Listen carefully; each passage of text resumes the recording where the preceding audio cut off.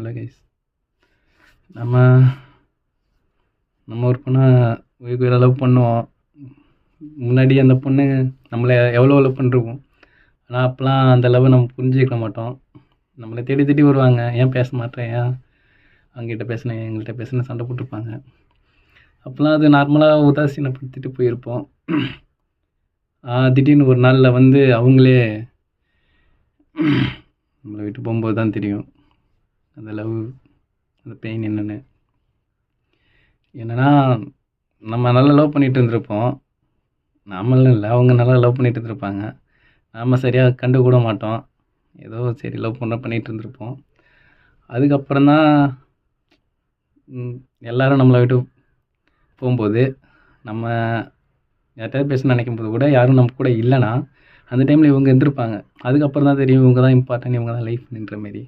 அதை முடிவு பண்ணிட்ட பிறகு அப்புறம் ஏதோ ஒரு சின்ன சண்டை, இதுக்கு முன்னாடி பல சண்டை ஏதோ பெரிய பெரிய தப்புலாம் பண்ணி அந்த சண்டைலாம் ஆகிருக்கும். அந்த சண்டைக்கெலாம் பிரேக்கப்னு சொல்லிட்டு போயிருந்தா கூட திருப்பி வருவாங்க.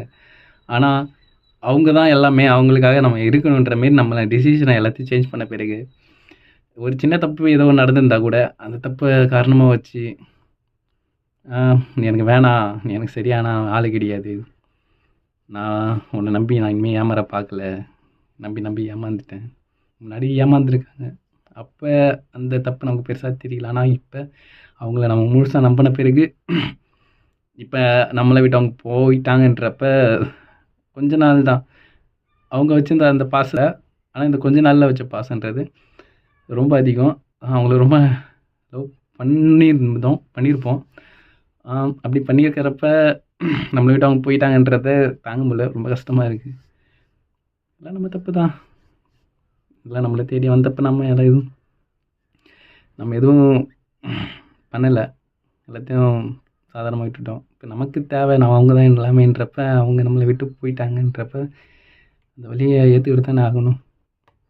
வேறு என்ன பண்ணுறது? ஏன்னா நம்மள்ட்ட அவங்க எவ்வளோ கெஞ்சிருப்பாங்க. இப்போ நம்ம இப்போ போயிட்டு நம்ம கெஞ்சினா கூட எந்த இடத்துல போய் கெஞ்சுறதுன்னு தெரில. எல்லாத்தையும் பிளாக் பண்ணியிருந்தால் நம்ம எப்படி கெஞ்ச முடியும்? இதுதான் சொல்லணும்னு நினச்சேன்.